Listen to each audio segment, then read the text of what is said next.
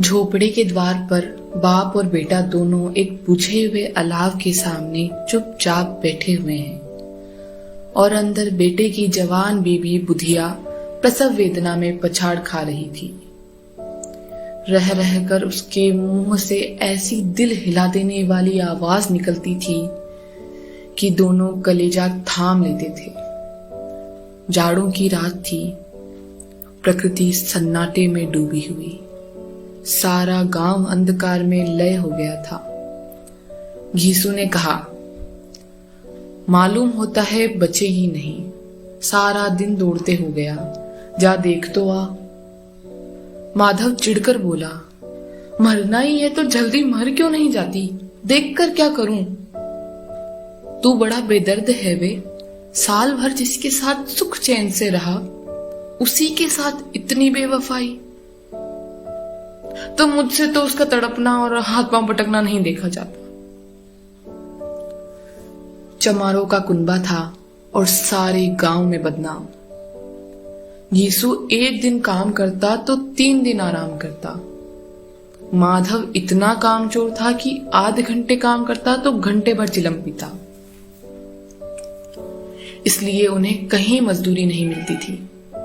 घर में मुट्ठी भर भी अनाज मौजूद हो तो उनके लिए काम करने की कसम थी।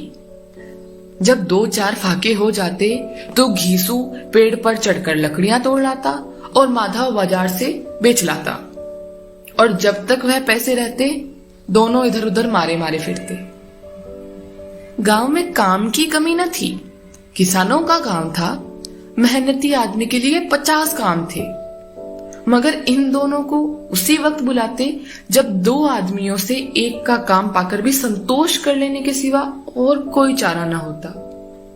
अगर दोनों साधु होते तो उन्हें संतोष और धैर्य के लिए संयम और नियम की बिल्कुल जरूरत न होती। यह तो उनकी प्रकृति थी। विचित्र जीवन था इनका। घर में मिट्टी के 2-4 बर्तन के सिवा कोई संपत्ति नहीं। फटे चीथड़ों से अपनी नग्नता को ढाके हुए जिए जाते थे, संसार की चिंताओं से मुक्त, कर्ज से लदे हुए। गालियां भी खाते, मार भी खाते, मगर कोई गम नहीं। दीन इतने की वसूली की बिल्कुल आशा न रहने पर भी लोग इन्हें कुछ न कुछ कर्ज दे देते थे। मटर आलू की फसल में दूसरों के खेतों से मटर या आलू उखाड़ लाते और भून भान कर खा लेते, या 10-5 ऊख उखाड़ लाते और रात को चूसते। घीसू ने इसी आकाश वृत्ति में 60 साल की उम्र काट दी, और माधव भी सपूत बेटे की तरह बाप ही के पदचिन्हों पर चल रहा था, बल्कि उनका नाम और भी उजागर कर रहा था। इस वक्त भी दोनों अलाव के सामने बैठकर आलू भून रहे थे, जो कि किसी खेत से खोद लाए थे। घीसू की स्त्री का तो बहुत दिन हुए देहांत हो गया था।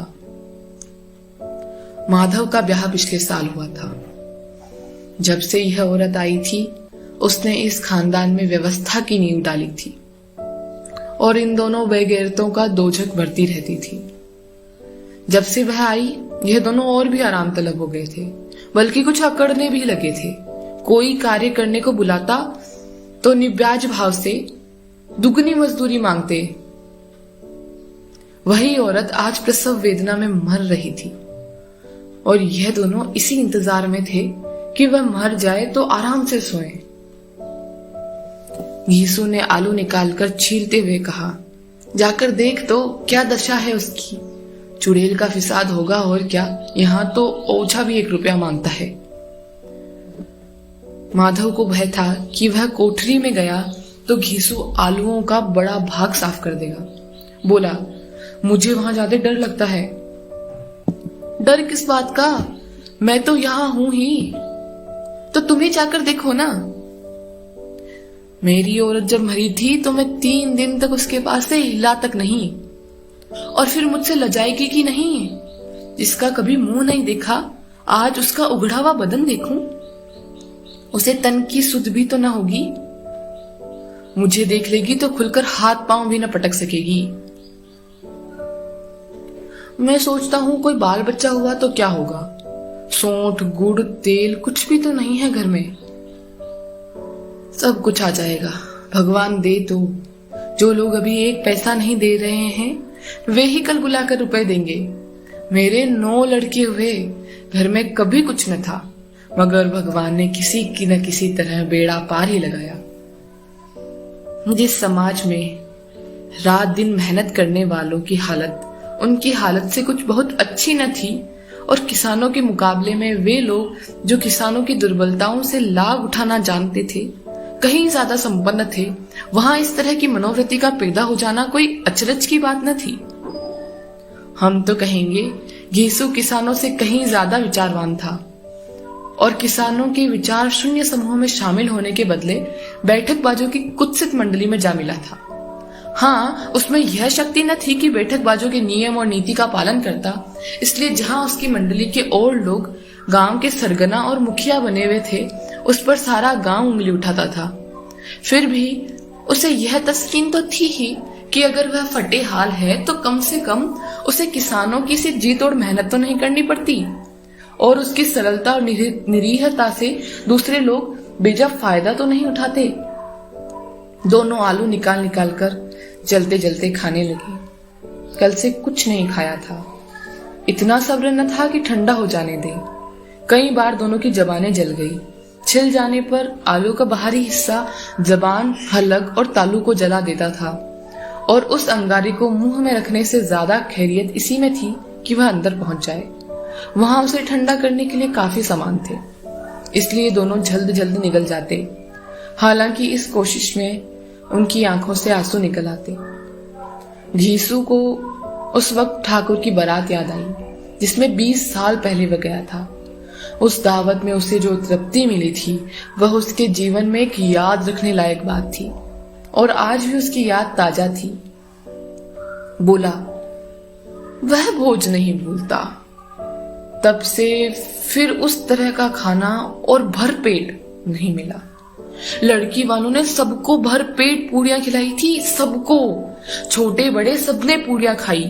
असली घी की, चटनी, रायता, 3 तरह के सूखे साग, एक रसेदार तरकारी, दही, चटनी, मिठाई। अब क्या बताऊं कि उस भोज में क्या स्वाद मिला। कोई रोक टोक नहीं, जो चीज चाहो मांगो, जितना चाहो खाओ। लोगों ने ऐसा खाया कि किसी से पानी न पिया गया, मगर परोसने वाले हैं कि पत्तल में गरम गरम गोल गोल सुहासित कचौड़ियां डाल देते हैं। मना करते हैं कि नहीं चाहिए, पत्तल पर हाथ रोके हुए हैं, मगर वह हैं कि दिए जाते हैं। और जब सबने मुंह धो लिया तो पान इलायची भी मिली, मगर मुझे पान लेने की कहां सुध थी। खड़ा हुआ न जाता था, चटपट जाकर अपने कंबल पर लेट गया। ऐसा दिल दरिया था वह ठाकुर। माधव ने इन पदार्थों का मन ही मन मजा लेते हुए कहा, अब हमें कोई ऐसा भोज नहीं खिलाता। अब कोई क्या खिलाएगा, वह जमाना दूसरा था। अब तो सबको किफायत सोचती है। शादी ब्याह में मत खर्च करो, क्रियाकर्म में मत खर्च करो। पूछो, गरीबों का माल बटोर बटोर कर कहाँ रखोगे? बटोरने में तो कमी नहीं है, हाँ खर्च में किफायत सूझती है। तुमने 21 पूरियां खाई होंगी। 20 से ज्यादा खाई थी, मैं 50 खा जाता। 50 से कम मैंने न खाई होगी। अच्छा पका था, तू तो मेरा आधा भी नहीं है। आलू खाकर दोनों ने पानी पिया, और वहीं अलाव के सामने अपनी धोतियां ओढ़कर पांव पेट में डाले सो रहे, जैसे 2 बड़े बड़े अजगर गेंडुलिया मार पड़े हों, और बुधिया अभी तक कराह रही थी। सवेरे माधव ने कोठरी में जाकर देखा तो उसकी स्त्री ठंडी हो गई थी। उसके मुंह पर मक्खियां भिनक रही थी, पथराई हुई आंखें ऊपर टंगी हुई थी, सारी देह धूल से लथपथ हो रही थी। उसके पेट में बच्चा मर गया था।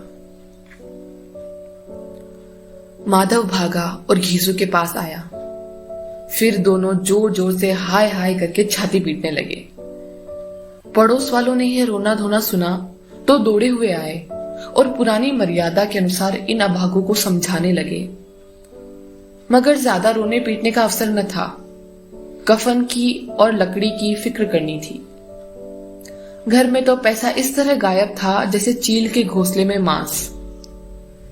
बाप बेटे रोते हुए गांव के जमींदार के पास गए। वह इन दोनों की सूरत से नफरत करते थे।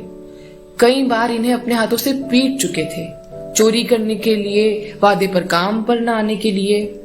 पूछा, क्या है बे घिसुआ, रोता क्यों है? अब तो तू कहीं दिखलाई भी नहीं देता। मालूम होता है इस गांव में रहना नहीं चाहता। घीसू ने जमीन पर सिर रखकर आंखों में आंसू भरे हुए कहा, सरकार, बड़ी विपत्ति में हूं। माधव की घरवाली रात को गुजर गई। रात भर तड़पती रही सरकार। हम दोनों उसके सिरहाने बैठे रहे। दवा दारू जो कुछ हो सका सब कुछ किया, मुदा वह हमें दगा दे गई। अब कोई एक रोटी देने वाला भी न रहा मालिक। तबाह हो गए, घर उजड़ गया। आपका गुलाम हूं, अब आपके सिवा कौन उसकी मिट्टी पार लगाएगा? हमारे हाथ में तो जो कुछ था सब दवा दारू में उठ गया। सरकार ही की दया होगी तो उसकी मिट्टी उठेगी। आपके सिवा किसके द्वार पर जाऊं?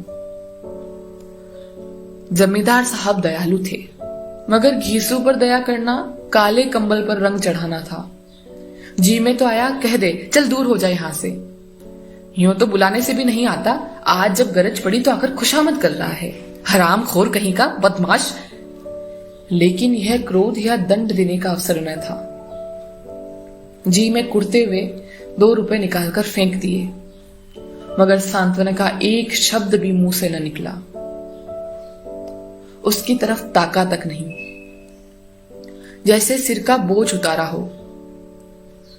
जब जमींदार साहब ने 2 रुपए दिए तो गांव के बनिए महाजनों को इनकार का साहस कैसे होता? घीसू जमींदार के नाम का ढिंढोरा भी पीटना जानता था। किसी ने 2 आने दिए, किसी ने 4 आने। 1 घंटे में घीसू के पास 5 रुपए की अच्छी रकम जमा हो गई। कहीं से अनाज मिल गया, कहीं से लकड़ी।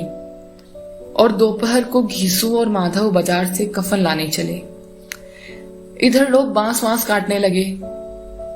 गांव की नरमदिल स्त्रियां आ आकर लाश देखती थी और उसकी बेकसी पर 2 बूंद आंसू गिराकर चली जाती थी। बाजार में पहुंचकर घीसू बोला, लकड़ी तो उसे जलाने भर को मिल गई है, क्यों माधव? माधव बोला, हाँ लकड़ी तो बहुत है, अब कफन चाहिए। तो चलो कोई हल्का सा कफन ले लें। हाँ और क्या, लाश उठते उठते रात हो जाएगी। रात को कफन कौन देखता है? कैसा बुरा रिवाज है कि जिसे जीते जी तन ढाकने को चिथड़ा भी न मिले, उसे मरने पर नया कफन चाहिए।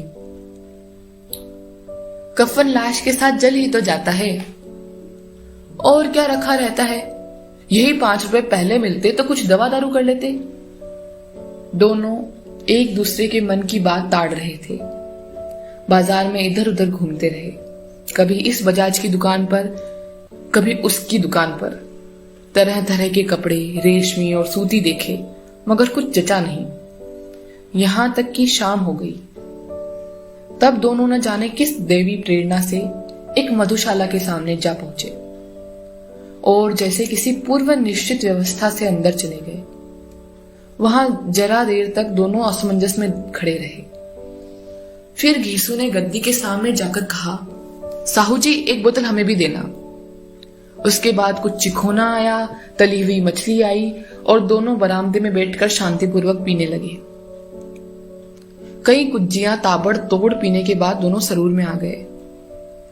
घीसू बोला, कफन लगाने से क्या मिलता, आखिर जल ही तो जाता, कुछ बहू के साथ तो न जाता। माधव आसमान की तरफ देखकर बोला, मानो देवताओं को अपनी निष्पापता का साक्षी बना रहा हो। दुनिया का दस्तूर है, नहीं लोग बाभनों को 1000 रुपए क्यों दे देते हैं? कौन देखता है परलोक में मिलता है या नहीं? बड़े आदमियों के पास धन है, फूके, हमारे पास फूकने को क्या है? लेकिन लोगों को जवाब क्या दोगे? लोग पूछेंगे नहीं कफन कहाँ है? घीसू हंसा, अबे कह देंगे कि रुपए कमर से खिसक गए, बहू ढूंढा मिले नहीं। लोगों को विश्वास ना आएगा, लेकिन फिर वही रुपए देंगे। माधव भी हंसा इस अनपेक्षित सौभाग्य पर। बोला, बड़ी अच्छी थी बेचारी, मरी तो खूब खिला पिलाकर। आधी बोतल से ज्यादा उड़ गई। घीसू ने 2 सेर पूड़ियां मंगाई, चटनी, अचार, कलेजियां। शराब खाने के सामने ही दुकान थी। माधव लपक कर 2 पत्तलों में सारे सामान ले आया। पूरा 1.5 रुपया खर्च हो गया। सिर्फ थोड़े से पैसे बच रहे। दोनों इस वक्त इस शान में बैठे पूड़ियां खा रहे थे जैसे जंगल में कोई शेर अपना शिकार उड़ा रहा हो। न जवाबदेही का खौफ था, न बदनामी की फिक्र। इन सब भावनाओं को उन्होंने बहुत पहले जीत लिया था। घीसू दार्शनिक भाव से बोला, हमारी आत्मा प्रसन्न हो रही है तो क्या उसे पुण्य न होगा? माधव ने श्रद्धा से सिर झुकाकर तस्दीक की कि जरूर से जरूर होगा। भगवान तुम अंतर्यामी हो, उसे बैकुंठ ले जाना। हम दोनों हृदय से आशीर्वाद दे रहे हैं। आज जो भोजन मिला वह कभी उम्र भर न मिला था। एक क्षण के बाद माधव के मन में शंका जागी। बोला, क्यों दादा, हम लोग भी एक न एक दिन वहां जाएंगे ही। घीसू ने इस भोले भाले सवाल का कुछ उत्तर न दिया। वह परलोक की बातें सोचकर इस आनंद में बाधा न डालना चाहता था। जो वहां हम लोगों से पूछे कि तुमने हमें कफन क्यों नहीं दिया तो क्या कहोगे? कहेंगे तुम्हारा सिर। पूछेगी तो जरूर। तू कैसे जानता है कि उसे कफन न मिलेगा? तू मुझे ऐसा गधा समझता है? 60 साल के दुनिया में घास खोदता रहा हूं, उसको कफन मिलेगा और बहुत अच्छा मिलेगा। माधव को विश्वास न आया। बोला, कौन देगा? रुपए तो तुमने चट कर दिए, वह तो मुझसे पूछेगी। उसकी मांग में तो सिंदूर मैंने डाला था। कौन देगा, बताते क्यों नहीं? अरे वही लोग देंगे जिन्होंने अब की दिया। हाँ, अब की रुपए हमारे हाथ में ना आएंगे। ज्यों ज्यों अंधेरा बढ़ता था और सितारों की चमक तेज होती थी, मधुशाला की रौनक भी बढ़ती जाती थी। कोई गाता था, कोई डींग मारता था, कोई अपने संगी के गले लिपटा जाता था, कोई अपने दोस्त के मुंह में कुल्हड़ लगाए देता था। वहां के वातावरण में सरूर था, हवा में नशा। कितने तो यहां आकर एक चुल्लू में मस्त हो जाते थे। शराब से ज्यादा यहां की हवा उन पर नशा करती थी। जीवन की बाधाएं यहां खींच लाती थी और कुछ देर के लिए यह भूल जाते थे कि वे जीते हैं या मरते हैं, या न जीते हैं न मरते हैं। और यह दोनों बाप बेटे अब भी मजे ले लेकर चुस्कियां ले रहे थे। सबकी निगाहें इनकी ओर जमी हुई थी। दोनों कितने भाग्य के बली हैं, पूरी बोतल बीच में है। भर पेट खाकर माधव ने बची हुई पूड़ियों का पत्तल उठाकर एक भिखारी को दे दिया, जो खड़ा इनकी ओर भूखी आंखों से देख रहा था। और देने के गौरव, आनंद और उल्लास का अपने जीवन में पहली बार अनुभव किया। घीसू ने कहा, ले जा, खूब खा और आशीर्वाद दे। जिसकी कमाई है वह तो मर गई, मगर तेरा आशीर्वाद उसे जरूर पहुंचेगा। रोए रोए से आशीर्वाद दो, बड़ी गाढ़ी कमाई के पैसे हैं। माधव ने फिर आसमान की तरफ देखकर कहा, वह बैकुंठ में जाएगी दादा, बैकुंठ की रानी बनेगी। घीसू खड़ा हो गया और जैसे उल्लास की लहरों में तैरता हुआ बोला, हाँ बेटा, बैकुंठ में जाएगी। किसी को सताया नहीं, किसी को दबाया नहीं, मरते मरते हमारी जिंदगी की सबसे बड़ी लालसा पूरी कर गई। वह न बैकुंठ जाएगी तो क्या ये मोटे मोटे लोग जाएंगे, जो गरीबों को दोनों हाथों से लूटते हैं और अपने पाप को धोने के लिए गंगा में नहाते हैं और मंदिरों में जल चढ़ाते हैं। श्रद्धालुता का यह रंग तुरंत ही बदल गया। अस्थिरता नशे की खासियत है। दुख और निराशा का दौरा हुआ। माधव बोला, मगर दादा, बेचारी ने जिंदगी में बड़ा दुख होगा, कितना दुख झेल कर मरी। वह आंखों पर हाथ रखकर रोने लगा, चीखें मार मार कर। यीशु ने समझाया, क्यों रोता है बेटा, खुश हो कि वह यह माया जाल से मुक्त हो गई, जंजाल से छूट गई। बड़ी भाग्यवान थी जो इतनी जल्द माया मोह के बंधन तोड़ दिए। और दोनों खड़े होकर गाने लगे, ठगिनी क्यों नैना झमकावे ठगिनी। पियक्कड़ों की आंखें इनकी ओर लगी हुई थी और यह दोनों अपने दिल में मस्त गाए जाते थे। फिर दोनों नाचने लगे, उछले भी, कूदे भी, गिरे भी, मटके भी, भाव भी बताए, अभिनय भी किए और आखिर नशे में मदमस्त होकर वहीं गिर पड़े।